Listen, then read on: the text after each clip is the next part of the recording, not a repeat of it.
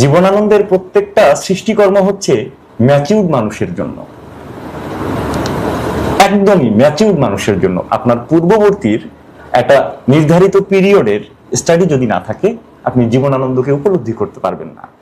জীবনানন্দের প্রশ্নকে জানতে হলে অবশ্যই জীবনানন্দকে জানতে হবে, তার অন্যান্য সৃষ্টিগুলো সম্পর্কেও জানতে হবে। এসবের সঙ্গে পরিচয় না থাকলে কখনোই বনলতা সেনকে জানা হবে না।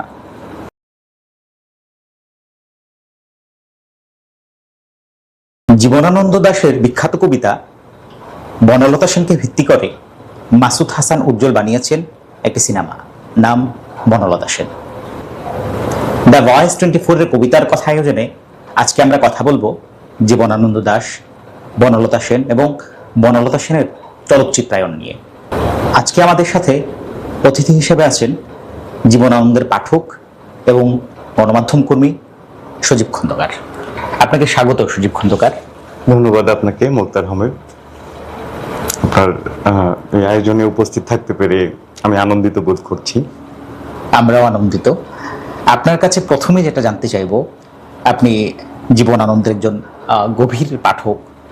এক্ষেত্রে আপনি নিশ্চয়ই জানতে পেরেছেন যে জীবনানন্দ দাশের বিখ্যাত চরিত্র বনলতা সেনকে নিয়ে সিনেমা হচ্ছে, অর্থাৎ তার সাহিত্যের চলচ্চিত্রায়ন হচ্ছে। আপনি পাঠক হিসাবে আপনার অনুভূতি যদি একটু বলেন, কেমন লাগছে আপনার? আজকে আমার বিষয়টি যখন জীবনানন্দ, তো এই জীবনানন্দ এই চরিত্রটি আমার ব্যক্তিগতভাবে একটা বিশেষ আকর্ষণের জায়গা সব সময়, এবং এক ধরনের আসক্তি আছে আমার এই লোকের উপর। যখন প্রথম জানতে পারলাম, ওরা প্রেস রিলিজ করলো যে বনলতা সেন কবিতার উপর নির্ভর করে ওরা সিনেমা করছে, মোটামুটি শুনে খুব একটা উত্তেজনা বা ওরকম আগ্রহ কাজ করেনি। এর পেছনের কারণও আছে, তা হচ্ছে যে এর আগে আমরা যে ঘটনাটা দেখেছি যে জীবনানন্দের উপর সেরকম বড় কোনো কাজ হয়নি। মোটামুটি উল্লেখযোগ্য একটা কাজ হয়েছে এখন পর্যন্ত, সেটা হচ্ছে ওপার বাংলায় ঝরা পালক এপিলজি। সেটা জীবনানন্দের জীবনী নির্ভর একটা সিনেমা ছিল। তো এই সিনেমায় আসলে সেরকম ভাবে বা চিত্রায়ন বা জীবনানন্দকে যে উপস্থাপনার যে প্রক্রিয়াগুলা বা একজন জীবনানন্দ, একজন কবি, তিনি যেরকম তার উপস্থাপনা যেরকম হবে, সেটা আসলে আকাঙ্ক্ষা পূরণ করতে ব্যর্থ হয়েছে সেই সিনেমাটি। এবং অনেক ক্ষেত্রেই দেখা গেছে যে জীবনানন্দের উপস্থাপনা বা তার চিত্রায়নটা অনেকটা বিকৃত একটা সিনারিও তৈরি করেছে। তো এটা আমাকে হতাশ করেছিল, যে কারণে পরবর্তীতে যে আমাদের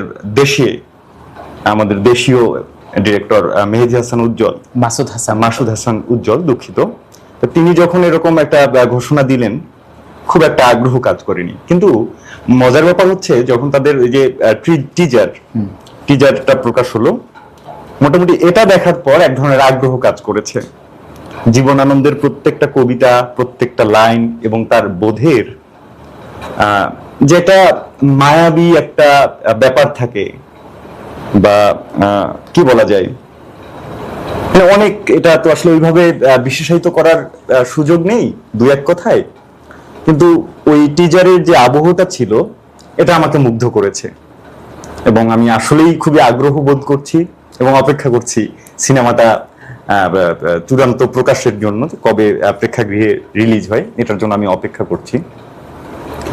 তো এখানে আরো কয়েকটা আগ্রহ তৈরি হওয়ার আরো কয়েকটা কারণ আছে। যেমন বনলতা সেন এটা এই কবিতাটিকে বোঝার জন্য, বা এটা যখন আপনি স্টাডি করে উপলব্ধি করতে চাবেন, তখন শুধু এই কবিতার মধ্যেই আপনার স্টাডিটা সীমাবদ্ধ রাখার সুযোগ নেই।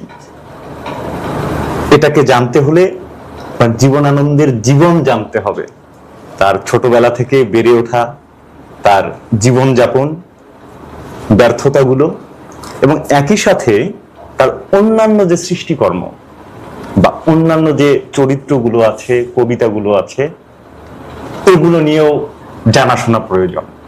না হলে বনলতা সেনের যে উপলব্ধিটা, এটা বা এই কবিতার মর্মোদ্ধার করা সম্ভব হবে না।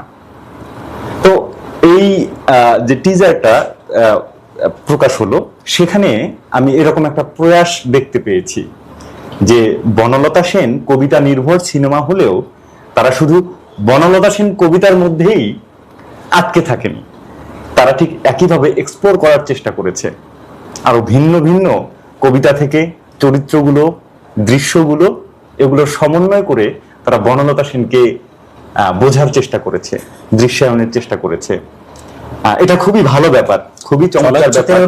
চলচ্চিত্রায়নের ক্ষেত্রে কিন্তু এটা দেখা যায়, কারণ মানে একদম সাহিত্য ভিত্তিক যখন কোনো একটা কন্টেন্ট হয় তখন কিন্তু আমরা দেখি কিছুদিন আগে তানিম নূর একটা সিনেমা বানিয়েছেন বনলতা এক্সপ্রেস নামে, এটাও কিন্তু হুমায়ুন আহমেদের কিছুক্ষণ মানে সাহিত্য গল্প অবলম্বনে। তো এক্ষেত্রে আমরা দেখেছি যে মানে কিছু মানে আরো কিছু মানে উপাদান যুক্ত করতে হয় সেখানে, তো এটা সিনেমার ক্ষেত্রে বোধহয় এটা করতেই হয়। এখানে আরেকটা গুরুত্বপূর্ণ ব্যাপার আছে। এখন মানে কিছুক্ষণ বা এই এই ঘরানার যেসব সাহিত্য বা গল্প মানে উপন্যাস বা গল্প থেকে পরবর্তীতে সিনেমা করা হয়েছে, এটা একটা আলাদা ব্যাপার, কেননা এটা কাহিনীর ভিতর দিয়ে এই গল্প বা উপন্যাসগুলো আবর্তিত হয়, সুনির্দিষ্ট কাহিনী থাকে সেখানে। তো এগুলোর চিত্রায়নের অনেকটা মানে যিনি নির্দেশক বা পরিচালক থাকে তার জন্য অনেকটা সহজ হয় এটা চিত্রায়নের জন্য। কিন্তু এটা কবিতা থেকে একটা সিনেমা করা আমার কাছে মনে হয় যে এটা অনেক বড় একটা ব্যাপার এবং অনেকটাই দুরূহ কাজ।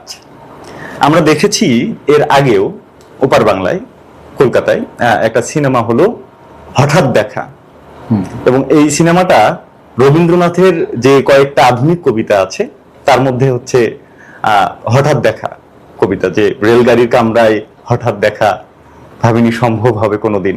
তো একটা কবিতা থেকে ওরা সম্পূর্ণ একটা সিনেমা করে ফেলেছে।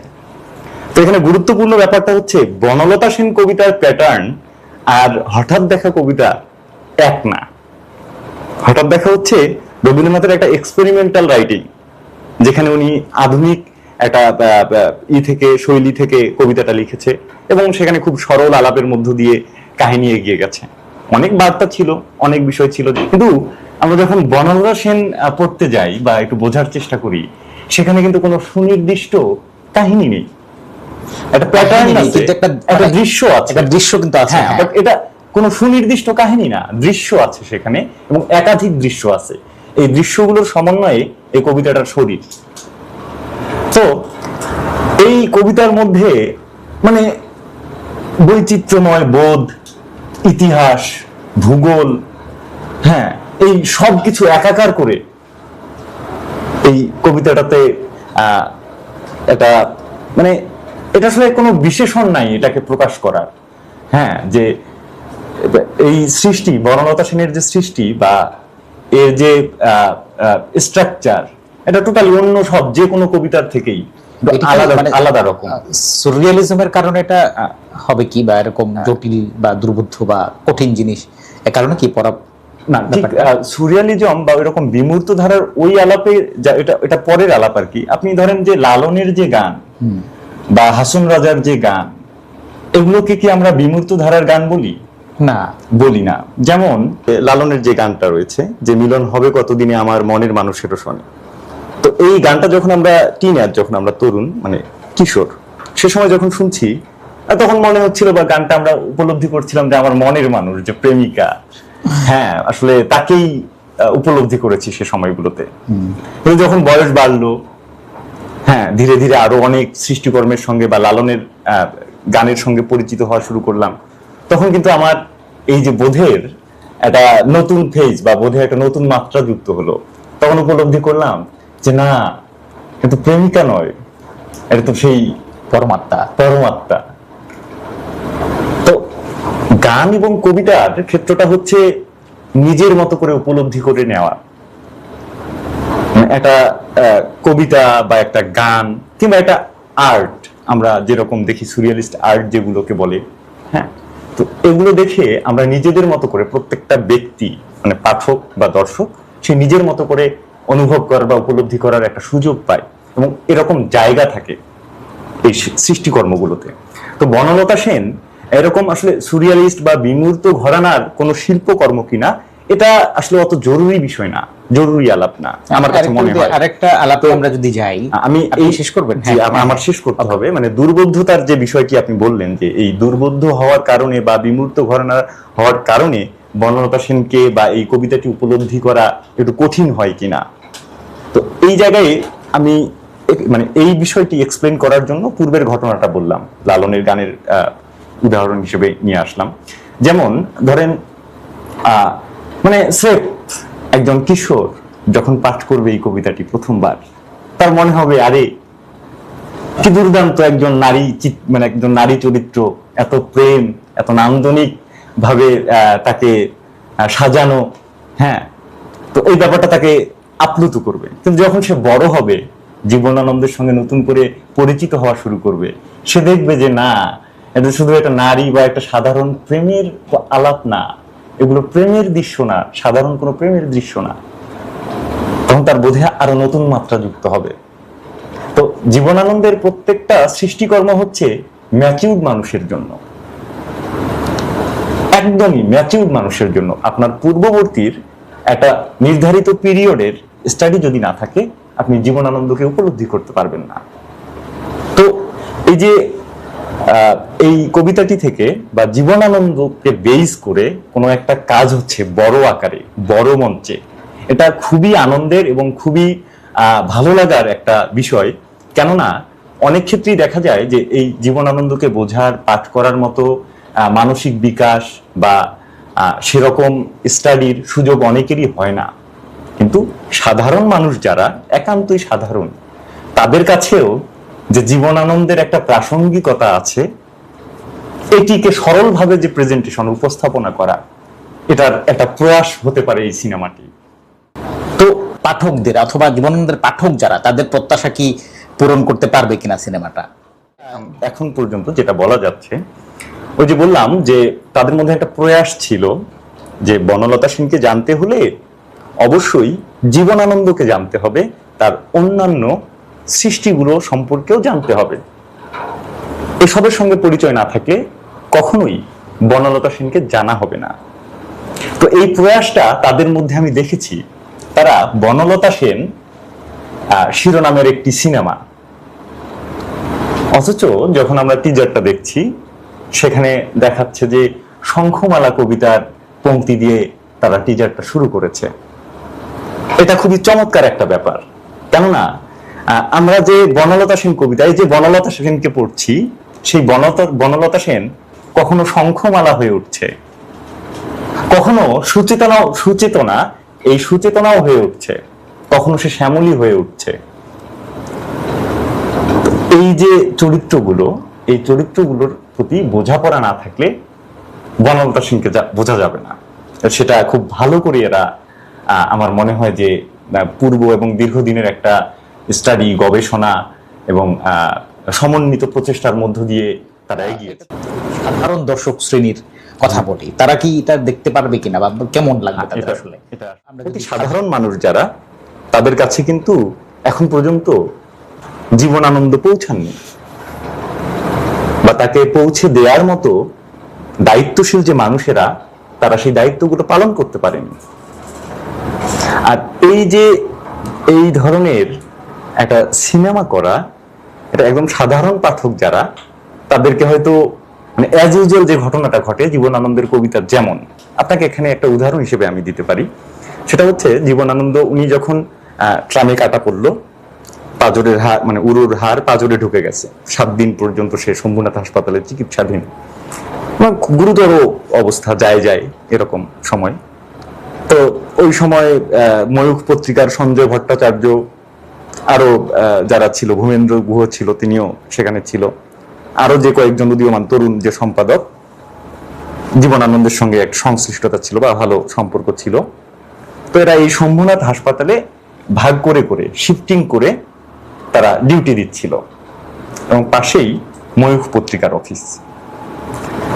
তো খুব মজার ব্যাপার হচ্ছে যে জীবনানন্দের তত্ত্বাবধানে, মানে তার তত্ত্বাবধানের জন্য যে নার্স, যে সেবিকাটি ছিল, তার নাম শান্তি মুখার্জি।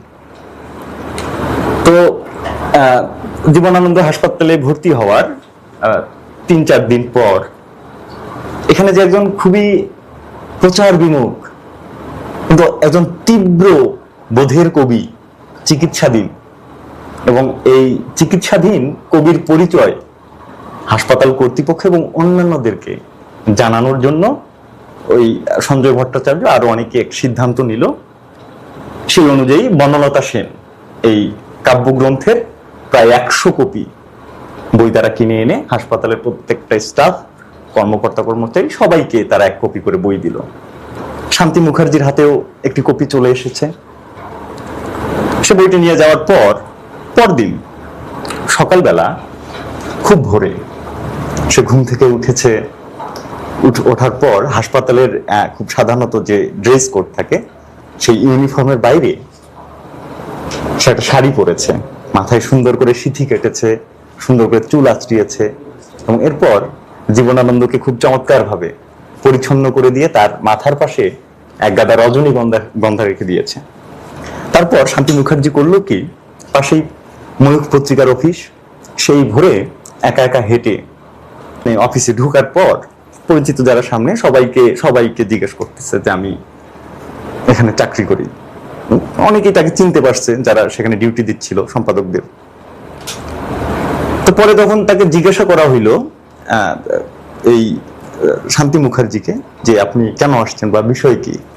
শান্তি মুখার্জি বলছে যে বাবু, কালকে তো আমাকে এই বইটি দিলেন, আমি সারা রাত প্রত্যেকটা কবিতা পড়লাম, প্রত্যেকটা লাইন পড়লাম, আমি এর কিছুই বুঝিনি, কিন্তু এই লেখাগুলো, এই কবিতাগুলো আমাকে এত টানছে, প্লিজ বাবু আমাকে এই কবিতাগুলো একটু বুঝিয়ে দিন, আমাকে একটু ব্যাখ্যা করে বলুন। এই যে ব্যাপারটা, সে কবিতা বুঝতে পারছে না, কিন্তু তার কোথাও একটা সে ফিল করছে যে তাকে টানছে। হ্যাঁ, মানে জীবনানন্দের পাঠক মাত্রই মনে হয় এই অনুভূতিটা সবারই আছে।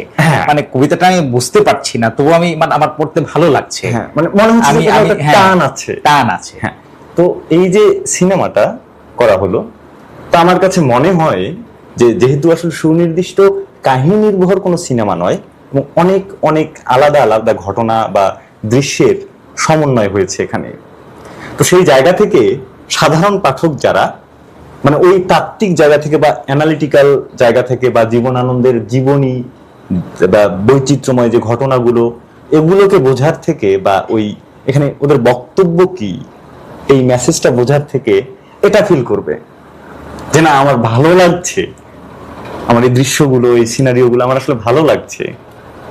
কিন্তু এখান থেকে সে কতটুকু উপলব্ধি করতে পারবে, কতটুকু জানতে পারবে জীবনানন্দকে, সেটা একটা প্রশ্ন থেকেই যায়। মানে আমি বুঝাতে চাচ্ছি জীবনানন্দের কবিতা যেমন টানছে,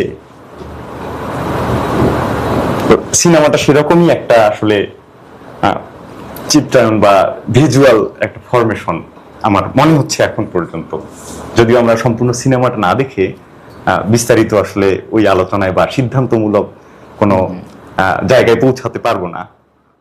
সুজিত খন্দকার, যেহেতু বনলতা সেন কবিতার চলচ্চিত্রায়ন হচ্ছে, সেহেতু মানে বনলতা সেনকে একটা অবয়ব দেওয়া হয়েছে, মানে একটা চরিত্র এটা, কিন্তু এটা নিয়ে তো অনেক বিতর্ক রয়েছে। অনেকে বলছেন এটা একটা চরিত্র, নারী চরিত্র, অনেকে আবার বলছেন যে এটা একটা কসমিক সিঙ্গুলারিটি বা একটা জাগতিক একটা চেতনা। তো এই ক্ষেত্রে আবার মানে সম্প্রতি একটা আলাপ খুব মানে আলোচনা হচ্ছে, মানে এটা বলছে যে এটা একটা মহাজাগতিক চেতনা অথবা এটা একটা সার্বিক একটা ব্যাপার, চেতনার বিষয়। আবার এদিকে আমরা দেখছি আকবর আলী খান তার মানে পরতার অর্থনীতি বইয়ে দেখাচ্ছেন যে বনলতা সেন চরিত্র একটা মানে একটা কি বলে ভারাঙ্গনা ছিলেন, ঠিক আছে। এটা আবার মানে শাহাদুজ্জামান একজন কমল আলী গ্রন্থেও সেটা উল্লেখ করেছেন। এক্ষেত্রে আমরা দেখতে পাচ্ছি এটা একটা মানে মানে বাস্তব অস্তিত্ব ছিল, মানে চরিত্রটা বনলতা সেন একটা নারী। এক্ষেত্রে আমাদের কিছু বলবেন কিনা বা পাঠকদের কি বলবেন? খুবই চমৎকার একটা প্রশ্ন করেছেন আপনি মুক্তার রহমান, ধন্যবাদ প্রশ্নটির জন্য। আসলে ওই যে প্রথমে যে ব্যাপারটা উল্লেখ করলাম আমরা, যে কবিতা এবং গান এটা হচ্ছে আসলে নিজের মতো করে উপলব্ধি করার একটা জায়গা। আর আমরা দেখেছি যে জীবনানন্দ তার প্রত্যেকটা লেখায় বা তার প্রত্যেকটা সৃষ্টিতেই তিনি পাঠকের জন্য বিশাল একটা জায়গা রেখে দিয়েছেন, তার নিজের উপলব্ধি করার, বা নিজের বোধের, হ্যাঁ, বা চিন্তার একটা বিশাল স্পেস উনি রেখে দিয়েছেন তার প্রত্যেকটা লেখায়। তো আমার সাধারণভাবে এই এই কবিতাটি নিয়ে এখন পর্যন্ত মনে হয় মানে অন্য কোনো কবিতা, শুধু বাংলা সাহিত্যেই নয়, মানে বিশ্ব সাহিত্যে অন্য কোনো কবিতা নিয়ে আসলে এত দীর্ঘ আলোচনা, এত দীর্ঘ স্টাডি হয়েছে কিনা আমি এই ব্যাপারে আসলে একটু সন্দিহান। যাই হোক, তো এক একজন এক একভাবে ব্যাখ্যা করেছে। কারণ আপনি যখন এখানে এটাকে এইভাবে একটা রূপ দিবেন যে না, আমরা বনলতা সেন একজন নারী চরিত্র, যেই নারী চরিত্রের কাছে তিনি 1000 বছর ধরে পথ হেঁটে তার কাছে আসছে, তিনি তাকে দুদণ্ড শান্তি দিয়েছে, কিন্তু তিনি যখন বলতেছে যে এই শরীফ খন্দকার, যদি এই যে মানে যদি আমরা নারী অবয়ব দিই চরিত্রটাকে, তাহলে 1000 বছর ধরে এই যে রূপকটাকে কিভাবে ব্যাখ্যা করবো আমরা? এই যে হ্যাঁ, 1000 বছর ধরে এই যে এই প্রক্রিয়াটা, এটা খুবই দুইভাবে আপনি উপলব্ধি করতে পারেন। যেমন তিনি ওই যে আগের কবিতা, যেটা হাওয়ারাত কবিতার আমি একটা লাইন বলছিলাম যে 1000 বছর আগে আমি যে রূপসীদের এশিরিয়ায়, মিশরে, বিদিশায় যে রূপসীদের আমি মরে যেতে দেখেছি। তো এই যে এশিরিয়া, মিশর, বিদিশা, এই যে সিভিলাইজেশন গুলো বা প্রাচীন সভ্যতার বিষয়গুলো যে তিনি তুলে নিয়ে আসছে, এটা দিয়ে আসলে উনি কি বুঝাতে চেয়েছে? আমি আমার জায়গা থেকে যেটা উপলব্ধি করেছি, যে উনি যে নারীদের মরে যেতে দেখেছে এশিরিয়ায়, মিশরে, বিদিশায়, তো এই মৃত নারীরা হচ্ছে তার বিগত জীবনের বা তার ব্যক্তি জীবনের অতীতের যে চরিত্রগুলো, সেই চরিত্রগুলোকেই তিনি মৃত রূপসী হিসেবে উল্লেখ করছেন, যাদের সঙ্গে তার দীর্ঘদিন যোগাযোগ নেই, যাদের খোঁজ তিনি জানেন না, কিন্তু তার অতীতের জীবনের অনেক গুরুত্বপূর্ণ অংশ হয়েছিল এই নারীরা। এবং এই যে এশিরিয়া, মিশর, বিদিশা, এই প্রাচীন সভ্যতাগুলোর রূপক বা নাম ব্যবহার করার উদ্দেশ্য হচ্ছে তার দূরত্বটুকু বোঝানোর জন্য। মানে ধরুন আপনার কৈশোরের একটা দিন, আপনি স্কুলে যখন বন্ধুদের সঙ্গে স্কুল পালিয়ে চরে গেছেন, নদীর পাড়ে গেছেন, ঘুরছেন, বা আপনার কোনো একটা বান্ধবী বা বন্ধু খুবই প্রিয়, কিন্তু সময়ের পরিক্রমায় যাকে আপনি হারিয়ে ফেলেছেন, যার সঙ্গে আপনার কোনো যোগাযোগ নেই, যার কোনো খোঁজ জানেন না আপনি, তো এই যে এটা 15 বছর বা 10 বছরের একটা দূরত্ব হবে, কিন্তু আমরা যখন এই জীবনে বসে, এই মুহূর্তে বসে তার কথা ভাববো, আমাদেরকে এই 10 বছরের দূরত্ব মনে হবে? মনে হবে হাজার হাজার বছরের দূরত্ব। তো এই ব্যাপারটাকে আমি নিজের মতো করে যখন উপলব্ধি করি, তখন আমি দেখি যে না, জীবনানন্দ মূলত তার ওই দূরত্বটুকুই বোঝাচ্ছে 1000 বছর বলতে। আর জীবনেরই একটা অংশকে আমি একটু আপনাকে শেষ করব। তো এই যে আপনি যে 1000 বছর ধরে হাঁটার যে প্রক্রিয়াটা বললেন, তো আমার কাছে এভাবেই আমি যদি চাই এটাকে ব্যাখ্যা করতে পারি যে তার বিগত জীবনের বা পার করে আসা যে সময়গুলো, যে মুহূর্তগুলো, এই মুহূর্তগুলোকেই তিনি আসলে ভাবতেছে 1000 বছর, এরকম দীর্ঘ বা এরকম দূরত্বের ভার তার হৃদয়ে জমে আছে, সেগুলোকেই সে উপস্থাপন করছে 1000 বছর হিসেবে। এখানে আরেকটা খুবই উল্লেখযোগ্য ঘটনা, সেটা হচ্ছে সুনীল গঙ্গোপাধ্যায় তার একটা কবিতায়, নশ্বর কবিতায় সে লিখেছে, মানে তিনি লিখেছেন যে নীরা, কখনো কখনো মনে হয় তুমি আমার জন্মদিনের থেকেও দূরের। মানে এই যে জন্মদিনের থেকেও দূরের একটা আলাপ সে দিল। মানে আমরা আমাদের অতীতের স্মৃতি বা আমাদের দূরত্ব বলতে কি, আমাদের সর্বোচ্চ দূরত্ব কোনটা? জন্ম। জন্মই তো আমাদের জীবনের সব থেকে মানে পিছনের অতীত, সব থেকে দূরত্বে অবস্থান করা একটা ঘটনা। তো এর পূর্বের কোনো ঘটনা আমরা জানি না, জানি না।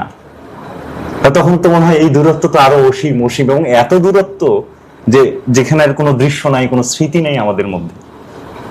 তিনি সেটাকে রিপ্রেজেন্ট করছে, এই দূরত্বটাকে বা এই দূরত্ব বোধটাকে, যে নীরা তুমি আমার জন্মদিনের থেকেও দূরের। তো এই যে উপস্থাপনাগুলো, প্রকাশগুলো, মানে এটা এক একজন এক এক ভাবে ব্যবহার করেছে।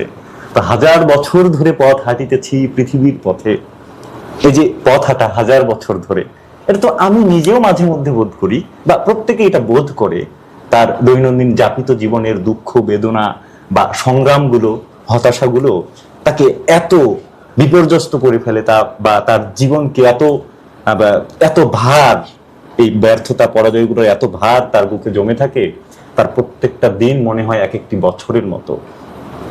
তো যখন আমি একটা বছর কাটিয়ে একটা নতুন বছরে আসছি, আমি বিগত বছরের দিকে যখন চাই, তখন আমার মনে হয় যেটা আসলে একটা বছর না, একটা শতাব্দী আমার জীবন থেকে পার হয়ে গেছে। এরকম ভাবেও আমরা এই 1000 বছর ধরে পথ হাঁটার ব্যাপারটাকে কল্পনা করতে পারি বা ব্যাখ্যা করতে পারি। সজীব খন্দকার, বনলতা সেন কবিতার অনেক ব্যাখ্যা আছে।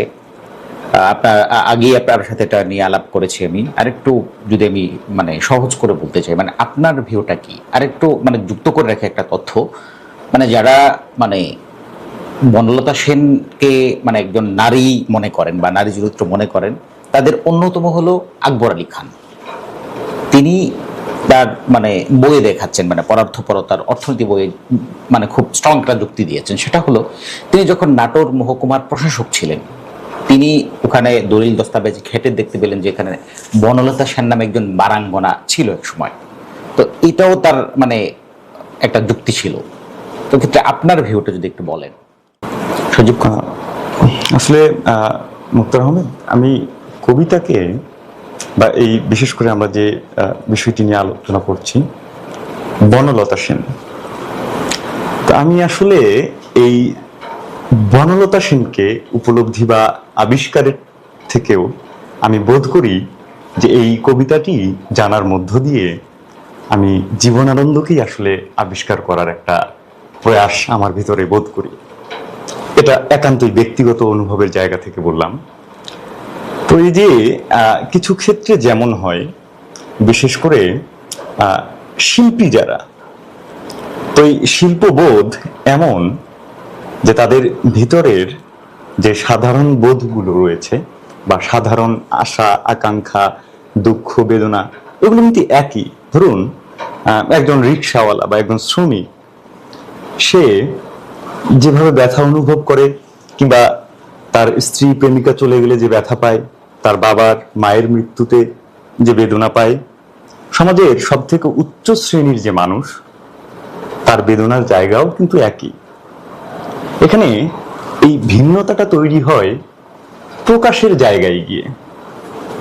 যেমন ধরুন এই যে ভালোবাসি তোমাকে ভালোবাসি, এরকম সহজ সাবলীল একটা শব্দ সবসময় আপনি সহজ এবং সাবলীল ভাবে কিন্তু উপস্থাপন করতে পারবেন না। এটা নির্ভর করে আপনার বোধের মাত্রার উপর। যেমন আমরা যদি একটি বিশেষ ঘটনার আলোকপাত করি, বিষয়টা অনেকটা স্পষ্ট হবে। জীবনানন্দ দাশ তার সারা জীবন বললে ভুল হবে, তার উদ্ধারকৃত ব্যক্তিগত ডায়েরির পৃষ্ঠার সংখ্যা হচ্ছে 4500। মানে সে 4500 পৃষ্ঠার ডায়েরি লিখে গিয়েছেন। তো এগুলো নিয়ে পরবর্তীতে অনেক গবেষণা হয়েছে, অনেক রিসার্চ, অনেক কিছু হয়েছে, এটা এই ব্যাপারে আপনি জানেন। তো সেখানে সে ওয়াই নামে এবং বেবি নামে এবং হেরোডটাসের কন্যা, এরকম কিছু বিশেষণ ব্যবহার করে একজনকে চিত্রায়িত করত বা একজনের সম্পর্কে লিখত, এই ধরনের বিশেষণ ব্যবহার করে। তো অনেক তথ্য উপাত্ত বিশ্লেষণ করে কিছু গবেষক তার সেই ব্যক্তিগত ডায়েরিগুলো পড়ার পর পর্যালোচনা করে সিদ্ধান্তে আসলো যে তাকে ওয়াই হিসেবে চিহ্নিত করছে বা হেরোডটাসের কন্যা হিসেবে হেরোদতাস না, দুঃখিত, হেরোদিয়াস, গ্রিক মিথোলজি, একজন ইতিহাসবিদ ছিলেন। না, হেরোডটাস ছিলেন ইতিহাসবিদ এবং উনি আধুনিক ইতিহাসের জনক বা লিখিত ইতিহাসের জনক হেরোডটাস। কিন্তু হেরোদিয়াস মেবি উনি হচ্ছে গ্রিক মিথোলজির একটা ক্যারেক্টার, চরিত্র, এবং তার একটা কন্যা ছিল। তো এই কন্যার বিশেষ বিশেষ কিছু গুণ ছিল, স্পেশালিটি ছিল, যে কারণে তিনি বিখ্যাত এবং আলোচিত। তো এই যে একাধিক সম্বোধন করে একটা চরিত্রকে চিহ্নিত করছে বা লিখছে, তো পরবর্তীতে গবেষকরা বলছেন যে এই চরিত্রটি ওয়াই বা বেবি কিংবা হেরোদিয়াসের কন্যা, ইনি আসলে শোভনা দাস। শোভনা দাস হচ্ছে তার কাকাতো বোন। তো অনেকেই বলেন যে এই যে বনলতা সেনকে সারা বাংলা খুঁজে ফিরছে, খোঁজার চেষ্টা করছে, এই রহস্যটা উন্মোচনের চেষ্টা করছে, তো এই বনলতা সেন আসলে অন্য কেউ নয়, এই শোভনা দাস, যাকে কল্পনা করেই তিনি লিখছেন এক একটি কবিতায় এক এক নামে সেই এসে আসলে উপস্থিত হচ্ছে। তো এই যে ওয়াই হিসেবে বা হেরোদিয়াসের কন্যা হিসেবে সে এই বেবিকে বা শোভনা দাসকে সম্বোধন করছে, এর কারণ কি? একান্ত ব্যক্তিগত ডায়েরি, সে চাইলেই লিখে ফেলতে পারতো শোভনা আমাকে যন্ত্রণা দিচ্ছে, শোভনার আমার কথা মনে পড়ছে, এই ধরনের আলাপচারিতা সে লিখতে পারতো, কিন্তু তার পক্ষে সেটা লেখা সম্ভব ছিল না। কি কারণ? নিজের কাকাতো বোন, পারিবারিক সামাজিক একটা কাঠামো রয়েছে, সম্পর্কের কিছু দায়বদ্ধতা রয়েছে, যে কারণে সে নিজে তো বলতে পারছেই না, এবং এই বোধ বা তার এই প্রেমের বিষয়টি অন্য কেউ যদি জেনে যায়, সেটা তার জন্য লজ্জার বা সামাজিকভাবে অনেকটাই লজ্জার একটা বিষয় হয়ে দাঁড়াবে। সামাজিক দায়বদ্ধতার জায়গাটা তার নষ্ট হয়ে যাবে।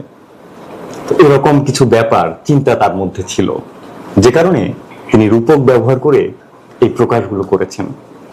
আমরা যদি কিছু একটা সাবলীলভাবে সরলভাবে বলতে না পারি, আমাদের তীব্র কোনো বোধ আমরা সহজ করে বলতে পারছি না, কিন্তু বলার বা প্রকাশের একটা তাড়না থেকেই যায়, যে কোনো ভাবেই সেটা প্রকাশ করতেই হবে, এরকম একটা ব্যাপার তার মধ্যে আজীবন ছিল। তিনি এই প্রকাশগুলো একটু ভিন্ন ভিন্ন ভাবে করেছেন। যেমন এই আকবর আলী খাঁ, তিনি যেসব যুক্তি দেখিয়েছেন, যেসব সমীকরণ দেখিয়েছেন, দীঘাপতি আর রাজবাড়ি সে সময় বেশ্যাবৃত্তির জন্য বা ওই বার বনিতাদের একটা বড় জায়গা ছিল, কেন্দ্র ছিল, এবং জীবনানন্দ দাশ সেখানে নাটোরে গিয়েছিলেন, এরকম তথ্যও তিনি দিয়েছে। এটা তো মানে জীবনানন্দের যে চরিত্রের বৈশিষ্ট্য আমরা দেখি, এটার সাথেও কিন্তু মানে যায় না যে তিনি মানে একটা কি বলে বারাঙ্গনা খানায় যেতে পারেন বা এরকম কিছু। এই ব্যাপারটা আমরা আসবো, অবশ্যই আসবো, এই ব্যাপারটা খুবই গুরুত্বপূর্ণ আলাপ এটিও।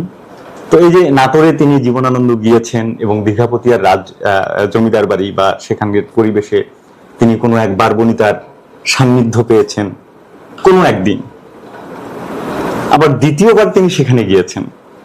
এই যে দ্বিতীয়বার তার কাছে গেলেন, এই দ্বিতীয়বার পৌঁছানোর পর সেই বারবনিতা, যাকে আমরা বনলতা সেন বলছি, বা আকবর আলী খাঁ যাকে বনলতা সেন বলছে, সেই বনলতা সেন বলছে, এতদিন কোথায় ছিলেন? এটার অর্থময়তা এভাবেই তৈরি হয় যে এর পূর্বে জীবনানন্দ সেখানে আরো একবার এসেছিল, মাঝখানে তাদের মধ্যে একটা দীর্ঘ দূরত্ব, দেখা হয়নি, এ কারণেই তাকে জিজ্ঞেস করছে যে এতদিন কোথায় ছিলেন।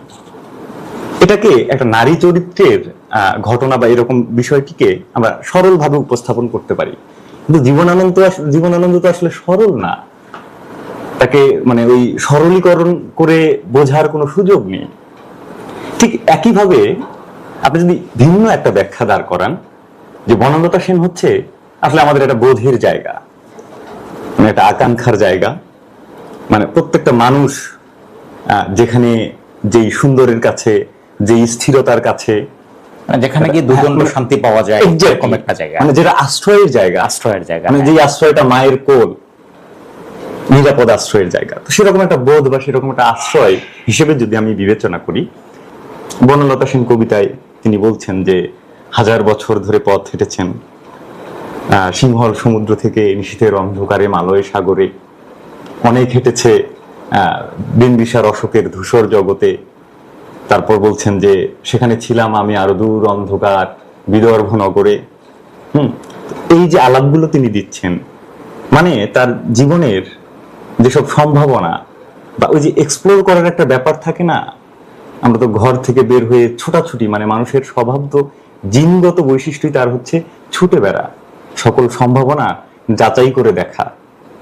তো এই সব সারা জীবন ধরে জীবনের সমস্ত পথ, সমস্ত ঘাট সে মারিয়ে এলো 1000 বছর ধরে, কিন্তু সে কোথাও শান্তি পেল না।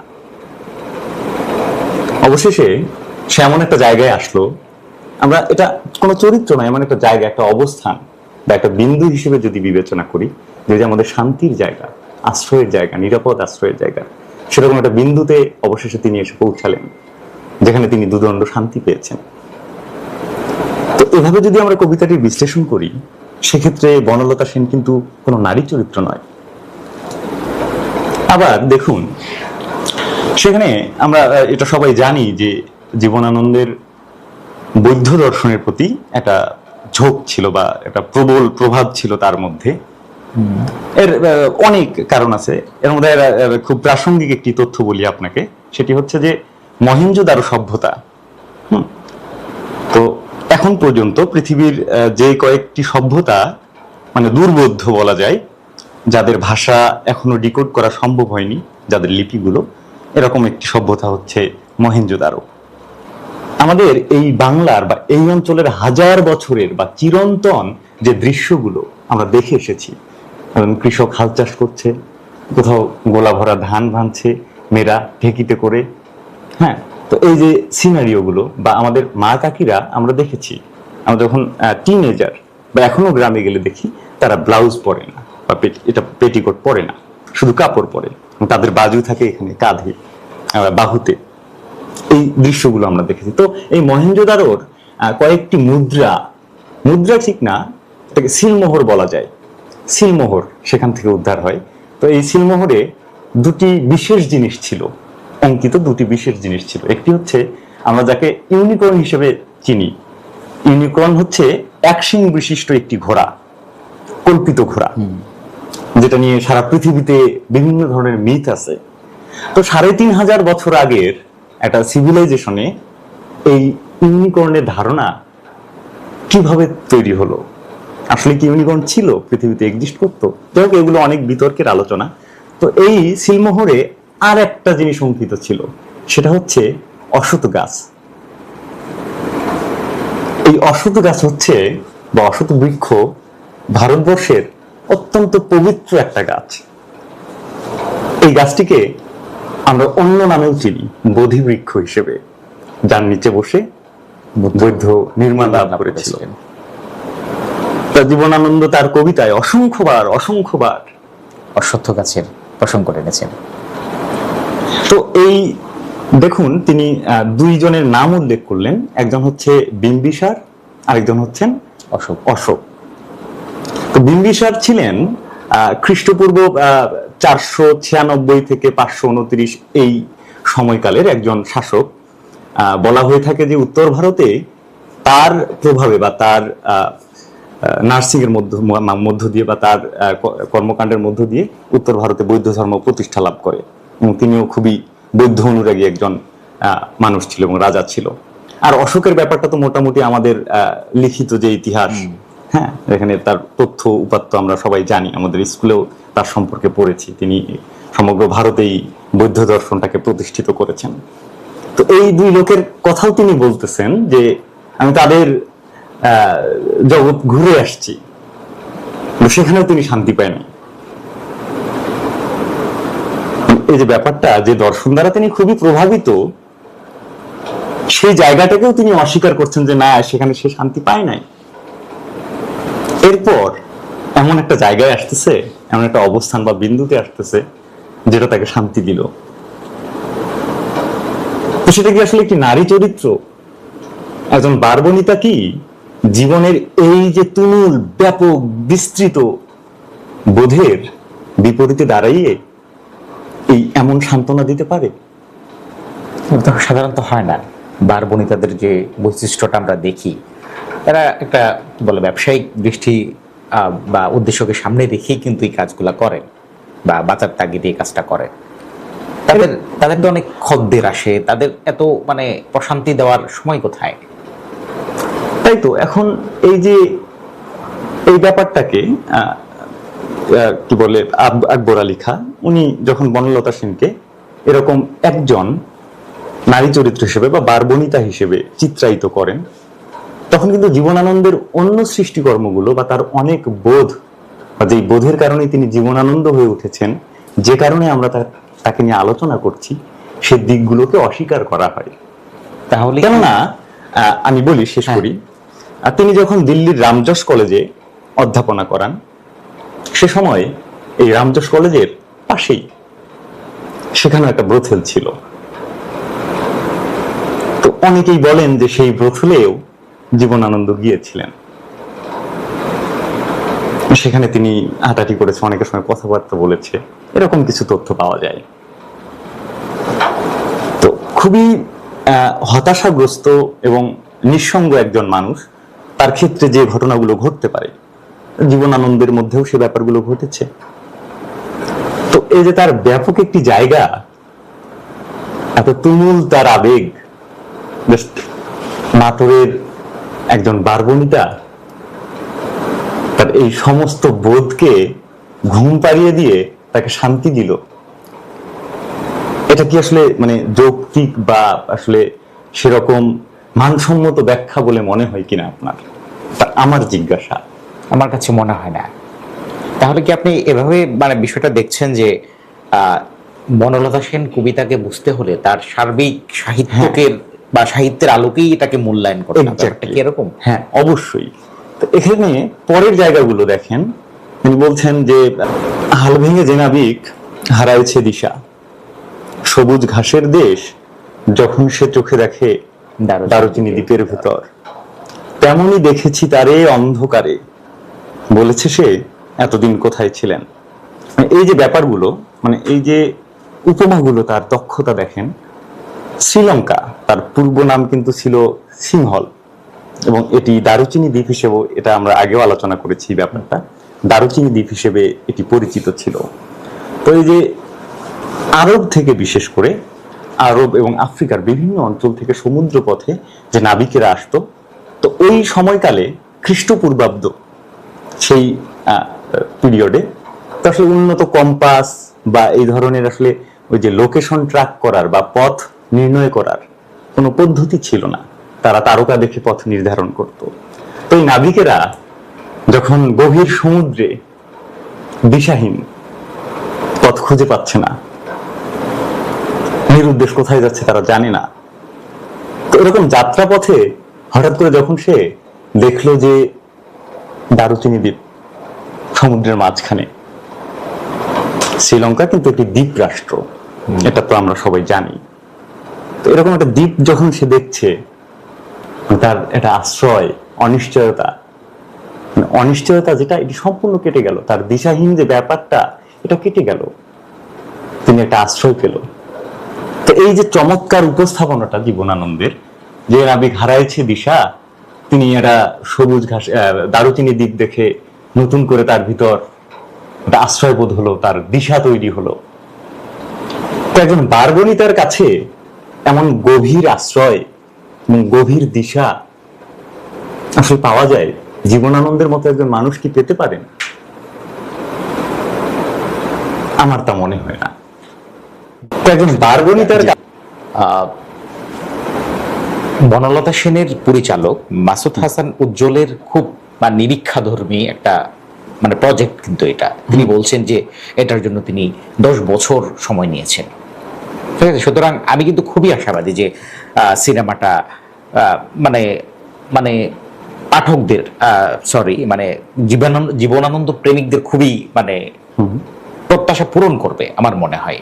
আপনার কাছে কি মানে কিরকম মনে হয়?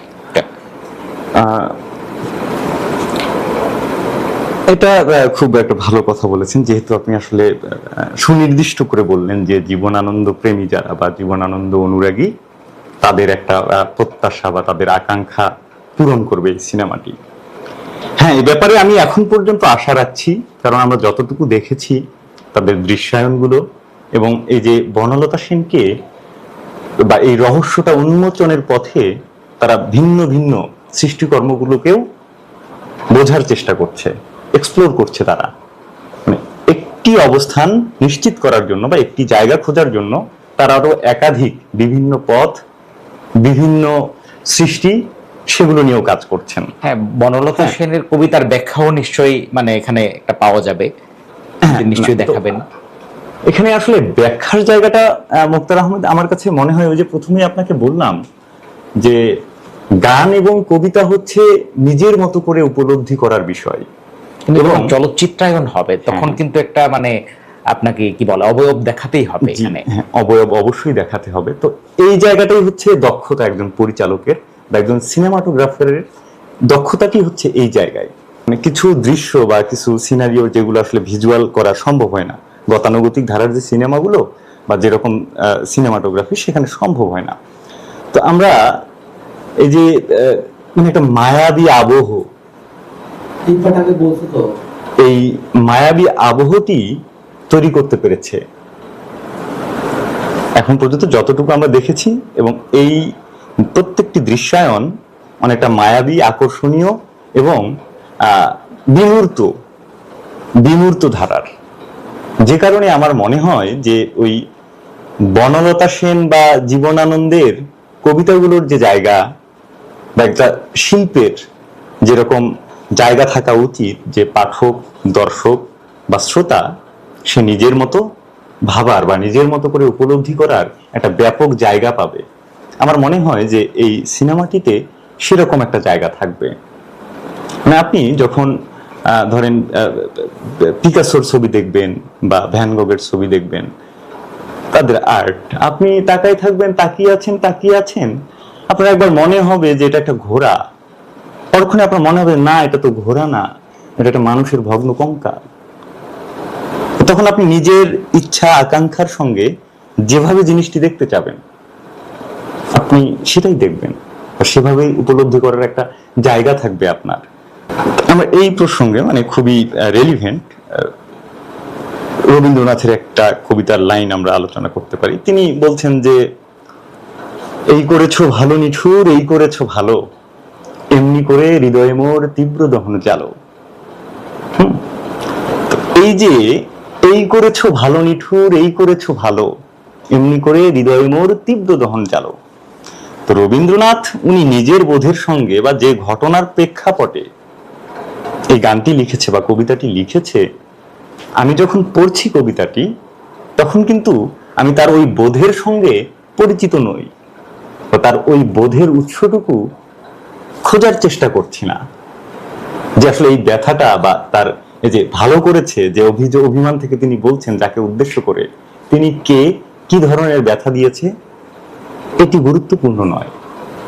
আমি এই কবিতাটা পড়ে যখন আমার ব্যথাটুকু, আমার অভিমানটুকু উপলব্ধি করব, আমার ব্যক্তিগত চরিত্রের সঙ্গে বা ব্যক্তিগত দৈনন্দিন যে যাপনের ঘটনা প্রবাহগুলো, এগুলোর সঙ্গে যখন আমি রিলেট করব, তো সেটাই তো আমাকে তৃপ্তি দেবে, আনন্দ দেবে। আমার মনে হয় যে প্রতিটি মহান শিল্প বা যাকে ঠিক শিল্প বলা যায়, এই সৃষ্টিকর্মগুলোর এরকম একটা জায়গা থাকেই, যখন আপনি নিজের মতো করে একটা উপলব্ধি বা একটা বোধ সেটার আসলে রিলেট করতে পারেন। মানে আমার মনে হয় যে আমি বুঝাতে পেরেছি। এই সিনেমাটিও ঠিক একই রকম ভাবে তারা নির্মাণ করেছে। আমি এতক্ষণ পর্যন্ত যতটুকু দেখেছি সেই জায়গা থেকে আমি আমার এই মতামতটা আপনাকে দিচ্ছি যে তারাও ঠিক একই রকম ভাবার একটা ব্যাপক জায়গা রেখেছেন। এবং একই সাথে মানে এই সিনেমার যে মেসেজটা বা তারা যেটা প্রেজেন্ট করার, আমার মনে হয় যে তাদের একটা সূক্ষ্ম একটা আকাঙ্ক্ষা ছিল যে বনলতা সেন, আমরা যে আলোচনাটি করছিলাম যে শুধু বনলতা সেন কবিতা পড়ে এই চরিত্রটিকে উদ্ধার করা সম্ভব নয়, এর রহস্য উন্মোচন করা সম্ভব নয়। এটাকে বুঝতে হলে, উপলব্ধি করতে হলে পরিচিত হতে হবে অন্য সব লেখা, সৃষ্টিকর্ম, অন্যান্য সব চরিত্রের সঙ্গে। এখন ধরেন যে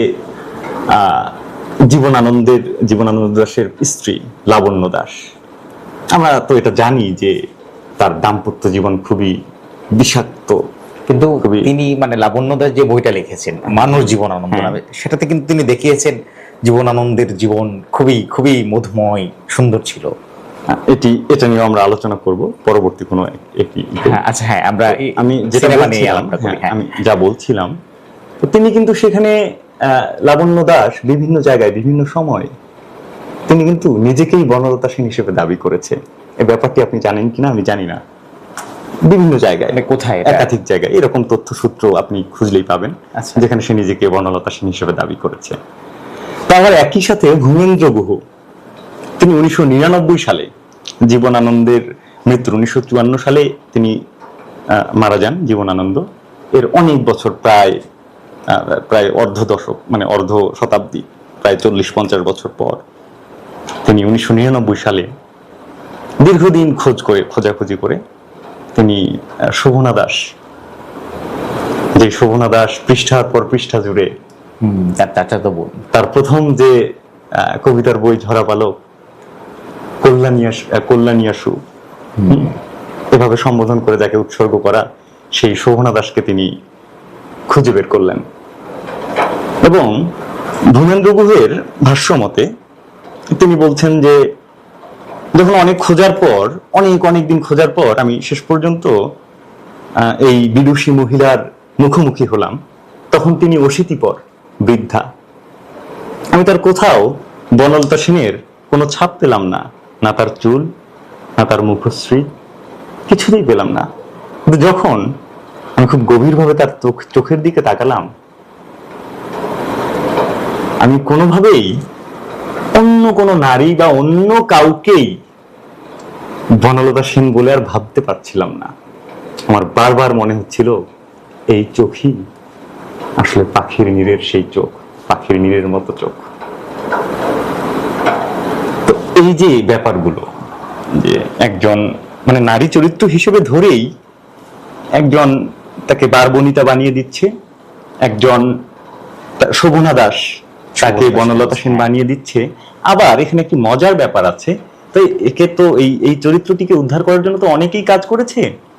তো আবার আরেক দল বিশ্লেষক বলছেন যে আসলে বনলতা সেন নামে কোনো বাস্তব চরিত্রই ছিল না, কেউই ছিল না এই নামে। এই নামটা পাওয়া যায় একটি পত্রিকায়, সেই সময় 1940-এর দশকের বা 50-এর শুরুতে, সে সময়ের একটি পত্রিকায় এই নামটি পাওয়া যায়। নামটি কিভাবে পাওয়া যায়? এটা হচ্ছে ব্রিটিশ বিরোধী আন্দোলনের ভূমিকা রাখার জন্য বা সংশ্লিষ্ট থাকার কারণে একজনকে ব্রিটিশরা, সরকার বন্দি করে, আটক করে, গ্রেফতার করে এবং তার বিরুদ্ধে একটা বিচার পরিচালিত হইতে থাকে। এই ঘটনাটি যখন পত্রিকায় প্রকাশ করা হলো, ওই পত্রিকায় সেই অভিযুক্তের নাম দেখা গেল বনলতা সেন। এছাড়া মানে নথিপত্র বা সেরকম তো কোনো তথ্যসূত্র নেই বনলতা সেন নামে কোনো চরিত্র ছিল আলোচিত বা জীবনানন্দের কবিতায় উঠে আসতে পারেন এরকম কোনো ঘটনা বা কোনো চরিত্র ছিল না। এটি একটি বিষয়। আর দ্বিতীয় ব্যাপার হচ্ছে যে এই যে তার রূপকের যে ব্যবহার, উপমা বা একটু ভিন্ন রকম করে তার উপস্থাপনার যে ভঙ্গি, এটি তো তার আসলে অভ্যাস বা তার একটা মৌলিক বৈশিষ্ট্যে পরিণত হয়েছে। তিনি ঠিক ওই বনলতা সেনকেই, আমার মনে হয় এটা আমার একান্ত ব্যক্তিগত অভিজ্ঞতা বা ব্যক্তিগত বোঝাপড়ার জায়গা থেকেই আমি বলছি, তো এই বনলতা সেনকেই তিনি অন্য কবিতায় গিয়ে লিখছেন শঙ্খমালা হিসেবে।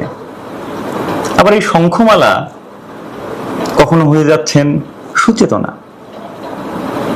আবার সেই সুচেতনা কোনো নারী চরিত্র নয়, সুচেতনা, ভালো চেতনা। তো এইসব তার যখন আপনি অ্যানালিসিসে যাবেন বা এইসব স্টাডিতে যাবেন, তখন কিন্তু আসলেই আপনার কষ্ট হবে, যেরকম গভীরতর বোধের একজন মানুষ, তার এই বোধ এটি নারী চরিত্রের মধ্যে বা এরকম একজন বারবনিতা কিংবা শোভনা দাস, যাই হোক, তার মধ্যে কেন্দ্রীভূত হয়েছে। আমার এমনটা বিশ্বাস করতে কষ্ট হয়। এখানে আরেকটু সংযোগ করি, মানে একজন শিল্পী হিসেবে বা একজন কবি তো আমরা জানি যে পৃথিবীর সব থেকে পবিত্র সত্তা, কবিত্ব। তো কবিরা তাদের বোধ বা তার উপলব্ধিগুলো তো একটু ভিন্ন রকম হয়, প্রকাশগুলো ভিন্ন রকম হয়। তো এই জায়গা থেকে তার যে তীব্র প্রেম, তার যৌবনের যে তীব্র প্রেম তার কাকাতো বোন শোভনা দাসের সঙ্গে তৈরি হয়েছে। আমরা পরবর্তীতে আরো জেনেছি যে 1944 থেকে 50 পর্যন্ত এই সময়কালেও জীবনানন্দ আসামের একটি মহিলা বালিকা বিদ্যালয়ের মিস্ট্রেস ছিলেন শোভনা দাস। জীবনানন্দ যখন মাঝ বয়সী, তার বিবাহের প্রায় 20 বছর অতিক্রান্ত হয়ে গেছে, সেই সময়েও তিনি সেই শোভনা দাসের স্কুলের গেটে গিয়ে অপেক্ষা করছেন, চিঠি লিখে পাঠাচ্ছেন তার কাছে দেখা করার জন্য। একটা লোক যিনি গভীরভাবে এই আকাঙ্ক্ষাটুকু বা এই প্রেমবোধ হৃদয়ে ধারণ করে রাখতে পেরেছেন, তার পক্ষে এই অবস্থান থেকে বা এই যে মানে খুবই শক্ত একটা ভীত তার প্রেমের, এই জায়গা থেকে হয়তো তিনি বের হতে পারেননি, কিন্তু এই যে ভিন্ন ভিন্ন চরিত্র বা ভিন্ন ভিন্ন ঘটনাসমূহ তাকে খুব বেশি প্রভাবিত করেছে, বা তার আবেগে একটা স্থায়ী মানে একটা স্থায়িত্ব তৈরি করেছে তার আবেগে এই ব্যাপারগুলো। সে জায়গা থেকে তিনি হয়তো শোভনা দাসকেই আসলে কল্পনা করছেন একটা সুন্দর চেতনা হিসেবে, একটা নিরাপদ আশ্রয় হিসেবে, বা মানব মুক্তির বা মানে মানব কল্যাণের যে বৃহত্তর যে চেতনা, যে বোধ, এই বোধগুলোকে চিত্রায়িত করছেন শোভনা দাসের মাধ্যমেই। একটা প্রশ্ন আপনার কাছে আমি যেটা শর্ট করে বলি, সেটা হলো অনেকেই একটা অংশ মনে করেন যে জীবনানন্দ দাশ হতাশাবাদী কবি, তার কবিতায় কেবল হতাশা, কোনো আশাবাদের জায়গা নেই। আপনার কাছে কি মনে হয় এটা? এখন দেখুন যে আসলে হতাশার এটি মানে হতাশা শুধু নয়, আপনার একজন শিল্পীকে বা তার সৃষ্টিকর্ম যখন আপনি বুঝতে চাইবেন বা উপলব্ধি করতে চাইবেন, অবশ্যই তার জীবন বেড়ে ওঠা, তার চারপাশের পরিবেশ, তার সংগ্রামগুলোর সঙ্গেও আপনার পরিচয় থাকতে হবে, না হলে এটা উপলব্ধি করবা বোঝার সম্পূর্ণ বা স্পষ্ট করে বোঝার সুযোগটা থাকবে না। তো এই যে হতাশা এবং নির্জনতার কবি হিসেবে তাকে প্রেজেন্ট করা হয়, নৈরাশ্যবাদ একটা, তো এটার জন্য আসলে মানে অবশ্যই তার জীবন পরিক্রমা বা তার প্রত্যেকটা জায়গায় ব্যর্থতা, ব্যক্তিগত ব্যর্থতাগুলো তার মানে অবশ্যম্ভাবী তার সৃষ্টিতে বা তার কবিতায় উঠে আসবে। এটা খুবই অনিবার্য, তার ব্যক্তিগত যে ব্যর্থতা বা পরাজয়গুলো এগুলো উঠে আসে। কিন্তু এর বাইরেও আপনি দেখেন, যখন সে বলতেছে অবসরের গান কবিতায় যে অনেক মাটির তলে যেই মদ তুলে নেব তার শীতলতা, তারপর তিনি ওই কবিতায় অবসরের গান কবিতাটি যখন আপনি পড়বেন, সেখানে আপনি একটা নতুন বা একটু ভিন্ন জীবনানন্দকে আবিষ্কার করবেন। একই সাথে আবার এই যে যখন আপনি সুচেতনা কবিতাটি পড়বেন, সেখানে মানে এটা হতাশা বা এটা ব্যর্থতার জায়গায় দাঁড়িয়েও আপনি বোধ করবেন যে না, আসলে মানুষের এই যে সামাজিক বৈষম্য, সমাজের বা সাম্রাজ্যবাদী যে আগ্রাসনগুলো, কিংবা যে শ্রেণী বৈষম্য, পুঁজিবাদ, এই সব কিছুর বয়ান তিনি সেখানে দিয়েছেন। তো একজন মানুষ, তার মধ্যে হতাশা আছে, যার মৌলিক হতাশা, তার সৃষ্টিতে এই হতাশা আসবে, কিন্তু একই সাথে তার এই শিল্পকর্মগুলো এটা নতুন করে বাঁচার আনন্দ দেয়। তিনি যখন বলছেন যে আবার আসিব ফিরে ধানসিঁড়ি নদীটির তীরে এই বাংলায়, হয়তো মানুষ নয় শঙ্খচিল শালিকের বেশে, তো এটা আপনি আসলে হতাশার জায়গা যেভাবে দেখছেন, হতাশা দেখা যায় না, হ্যাঁ, সেখানে বাঁচার আকাঙ্ক্ষা দেখাচ্ছেন। এখানে তো একটা স্বপ্নের কথা বলছেন তিনি, তীব্র আকাঙ্ক্ষার কথা বলছেন। এটা তো হতাশা নয়, স্বপ্ন। তো এরকম দেখবেন যে তার লেখায়, তার সৃষ্টিতে একটা হতাশার আবরণ ছিল, যেটা বলছি তার মৌলিক বা ব্যক্তিগত জীবনের যে ব্যর্থতা বা পরাজয়গুলো, এগুলোর একটা ছাপ রয়েছে অবশ্যই। হ্যাঁ, শিল্পীর ব্যক্তিগত হতাশার ছাপ তো অবশ্যই তার শিল্পে পড়বে। তো এবং একই সাথে আমরা দেখতে পাচ্ছি কি তার মধ্যে একটা তীব্র আকাঙ্ক্ষা, তীব্র আশার আলাপচারিতাও ছিল। এরকম যারা আসলে বলছেন যে তিনি হতাশাবাদী বা নৈরাশ্যবাদী, হ্যাঁ, তো এই জায়গায় আসলে আমি একমত না তাদের সঙ্গে, এবং আরো তাকে গভীরভাবে যখন বিশ্লেষণ করবেন, দেখবেন যে তিনি আসলে চিরদিন একটা স্বপ্নের ছবি এঁকে গেছে। সুজীব খন্দকার আমরা দেখছি মানে আমাদের সিনেমা শিল্পটা বিকশিত হচ্ছে বলতে এখানে কমার্শিয়ালাইজড হচ্ছে, বড় বাজেটের সিনেমা হচ্ছে এখানে। সম্প্রতি ঈদুল আজহাই মানে যেমন বনলতা সেন মুক্তি পাবে, তেমনি রকস্টার অথবা অন্যান্য বড় বাজেটের সিনেমা মুক্তি পাবে। এক্ষেত্রে মানে একদম কি বলে এটাকে, থ্রিলিং অ্যাকশন সিনেমা বাদ দিয়ে কেন মানুষ বনলতা সেন দেখবে? আসলে কম্পিটিশনে পারবে কিনা? এখানে দুটি ব্যাপার আছে মুক্তার আহমেদ। এটি হচ্ছে, এর আগেও আমরা এই বিষয়টি নিয়ে আলোচনা করেছি, যে একান্ত সাধারণ মানুষ যারা, একান্ত সাধারণ শ্রমিক, খেটে খাওয়া মানুষ, কৃষক তো বা গার্মেন্টস কর্মী যারা, তো এই শ্রেণীর যারা, তাদেরকে সাধারণত এই সিনেমাটা টানতে পারবে না বা টানবে না। এটি খুব সহজ একটা স্বীকারোক্তি। আর যদি না টানে তাহলে সরকারি অর্থায়নে কিন্তু নির্মিত সিনেমাটা, তাহলে সরকার এখানে লগ্নি করলো বা ইনভেস্ট করলো। হ্যাঁ, তো এখানে গুরুত্বপূর্ণ ব্যাপার হচ্ছে, প্রতি বছর দেখেন বাংলা একাডেমি থেকে শুরু করে আমাদের কালচারাল যে প্রতিষ্ঠানগুলো রয়েছে দেশের বা জাতীয় যেসব শিক্ষা খাত, আরো বিভিন্ন খাত রয়েছে, মানে তো সরকার প্রতি বছর বিশাল বিশাল বিনিয়োগ করছেন, অনেক বিনিয়োগ করছে। বা বইমেলাকে কেন্দ্র করে যে ধরনের বাণিজ্য হয় বা সরকারি বিনিয়োগ আসে, এগুলো কি আসলে আমাদের সাধারণ, একান্ত সাধারণ, আমি যে শ্রেণীদের কথা উল্লেখ করলাম, খেটে খাওয়া মানুষ যারা, তাদের জীবনে কি কোনো প্রভাব তৈরি করতে পারছে? বা এই শিল্পগুলো, এই সাহিত্যগুলো, হ্যাঁ, বা এই সংস্কৃতিগুলো তাদেরকে কি টানছে? এই পৌঁছাতে পারছে না এই ধরনের সাংস্কৃতিক প্রতিষ্ঠানগুলো। হ্যাঁ, তো এটা মানে আমাদের স্বীকার করতে হবে, এটা হচ্ছে খুবই রূঢ় সত্য, যে এই যে শিল্প, কবিতা, সাহিত্য, সিনেমা, গান, হ্যাঁ, গানের ক্ষেত্রটা একটু আলাদা, সেটা সমাজের সব শ্রেণীর মাঝেই পৌঁছিয়ে দেওয়া সম্ভব। তো বনলতা সেনের মতো বা হায়ার থিওরিটিক্যাল কিছু জায়গা থাকে শিল্পের, বা স্ট্যান্ডার্ড থাকে। তো জীবনানন্দ তো সেই ক্যাটাগরির, মানে যাকে মানে হায়ার স্টাডির একটা জায়গা।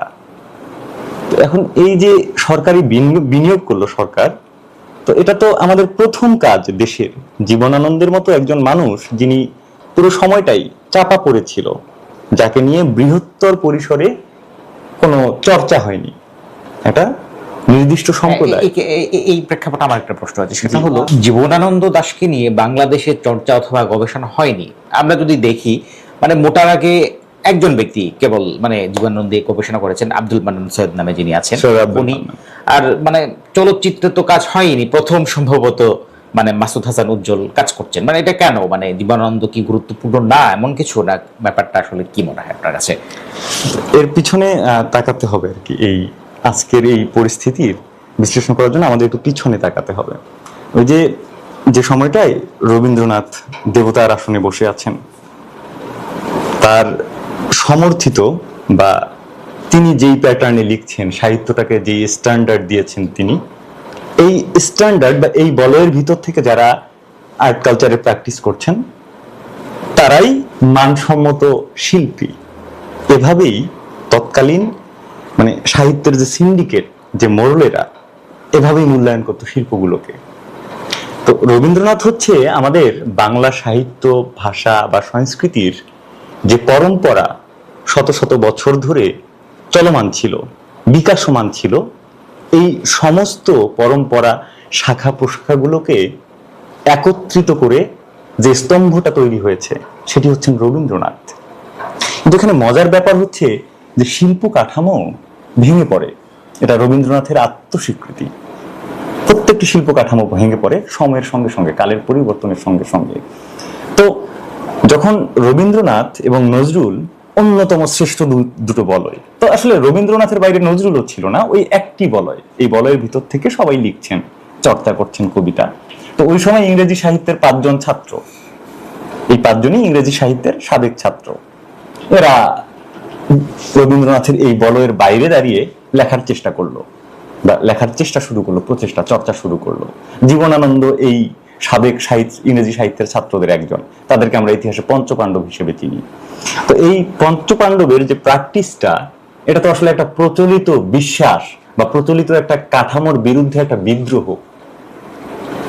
যেই রবীন্দ্রনাথ দেবতা হয়ে আছেন, যিনি দেবতার আসনে বসে আছেন, তার এই আসনকে ধাক্কা দেয়া, তার গদিতে নাড়া দেয়া একটি বিদ্রোহ। এখন বিদ্রোহ কখন স্বীকৃতি পায়? যখন সেটি সফল হয়। তো এই পঞ্চপাণ্ডবদের অন্য যেসব অন্য যে চারজন, তারা কিন্তু আসলে সেরকম কোনো ভূমিকা রাখতে পারেনি। জীবদ্দশায় তো নাই, মৃত্যুর পরেও তার সৃষ্টিকর্মগুলো রবীন্দ্রনাথের এই বলয় বা এই আসনে বা তার গদিতে নাড়া দেওয়ার মতো কোনো সক্ষমতা দেখাতে পারেনি। কিন্তু একমাত্র জীবনানন্দ ছিলেন যিনি রবীন্দ্রনাথের সেই অবস্থানটা অবস্থান বা সাহিত্যের যে ক্লাসিক বা ঐতিহ্যগত যে রীতি, এই কাঠামোকে আঘাত করেছেন এবং তার জীবদ্দশাতেই এমন একটা সম্ভাবনা সৃষ্টি হয়েছে যে রবীন্দ্র বলয় ভেঙে যাচ্ছে। বাংলা তাদের সাহিত্য পঞ্চপাণ্ডবদের মধ্যে দু একজন কিন্তু খুব ভালো কাজ করেছেন। অমিয় চক্রবর্তী জি, জি, কবিতায়, ভালো। বুদ্ধদেব বসু উপন্যাসে। এখানে আপনাকে একটা গুরুত্বপূর্ণ তথ্য দিয়ে রাখি, সেটি হচ্ছে এই পঞ্চপাণ্ডবদের মধ্যেই যে পঞ্চপাণ্ডব, এরা চেষ্টা করতো রবীন্দ্রনাথের বাইরে দাঁড়িয়ে বা এই বলয়ের বাইরে বের হয়ে সাহিত্য চর্চা করার, কিন্তু শেষ পর্যন্ত কেউই এই বলয় থেকে বের হতে পারেনি। আপনি অমিয় চক্রবর্তীর কথা বলবেন কিংবা বুদ্ধদেব বসুর কথা বলবেন, যার কথাই বলবেন, ওই বলয়ের ভিতর থেকেই তারা চর্চা করেছে। এখানে একমাত্র ব্যতিক্রম ছিলেন জীবনানন্দ দাশ। এবং এই যে তার বিদ্রোহ এবং তার বিরুদ্ধে সে সময়ের সমস্ত প্রতিষ্ঠিত সিন্ডিকেট, সাহিত্যের সিন্ডিকেট দাঁড়িয়ে তার সমালোচনা করছে, বিরুদ্ধচারণ করছে, তার কোনো প্রচার হচ্ছে না, তিনি প্রতিষ্ঠা পাচ্ছেন না, খেতে পাচ্ছেন না, তিনি তো অজনপ্রিয় এবং তার যে সাহিত্য কর্মগুলো সেগুলোর গ্রহণযোগ্যতা পাচ্ছে না বা সেরকম সামাজিক বা সময় সাহিত্যের পিরিয়ড না সেটা, যে কারণে তাকে মূল্যায়ন করা হয়নি।